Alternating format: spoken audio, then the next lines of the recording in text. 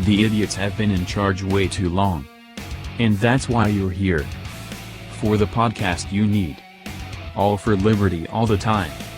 Welcome to Liberty Bites Back. With your host, Brandon and Mo.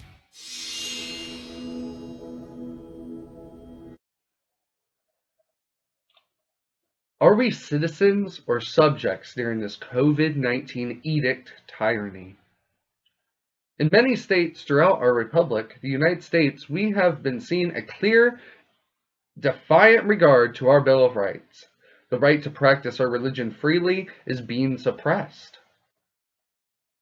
Our First Amendment is being thrown into question as even doctors themselves are being censored for their thoughts, as the media and government agree they have the wrong thoughts. So why are we being placed in this tyranny of allowing thought crime to exist in the republic? Why are our own fundamental rights being eroded during this time? More importantly, why are businesses and people themselves ignoring civil rights law and everyone is okay with it?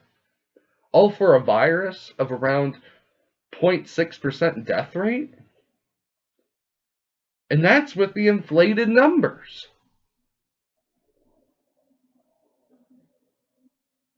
It's really crazy.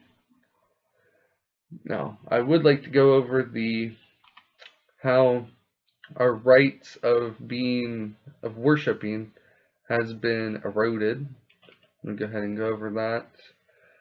And Vox, of all people, has covered that. I'm sure they're a bit biased on it. Go ahead and see. The Supreme Court's surprising decision on churches and the pandemic. The Nevada churches brought an unusual strong challenge to the state's public health rules, but they lost anyway, to even our Supreme Court. The Supreme Court has ruled for a second time in the last 2 months against a church which sought exemptions from the statewide restrictions on the houses of worship during the COVID-19 pandemic. And that would have been Calvary Chapel, Dayton Valley versus Sisolak. A decision handed down on Friday night is a very different case than the South Bay United Pentecostal Church versus Nosom. The decision from May, in which the court also ruled against a church that objected to state public health rules. Both decisions were 5-4, with conservative Chief Justice John Roberts crossing over the vote with his 4 liberal colleagues. But the church in Calvary Chapel presented a much stronger legal argument than the church in the earlier case, and they still lost. The Supreme Court has ruled that our right to practice our religion freely, to them, is legal. It's legal to suppress it. So currently, we don't have a right to practice our religion freely in the republic. It's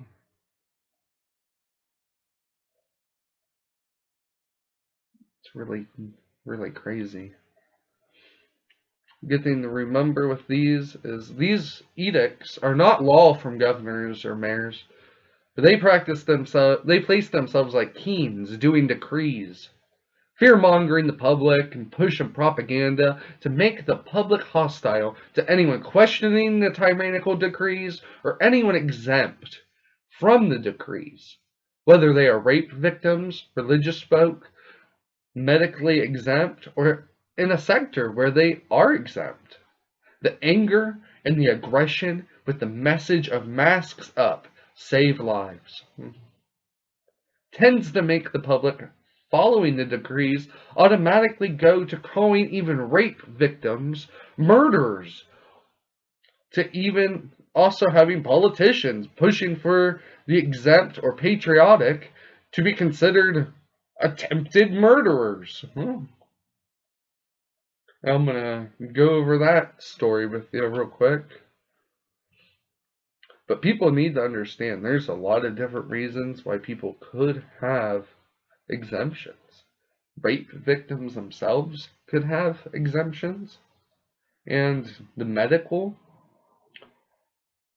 and through civil rights law, the religious can have an exemption to the masks. Let's go over this crazy Nashville City Councilwoman.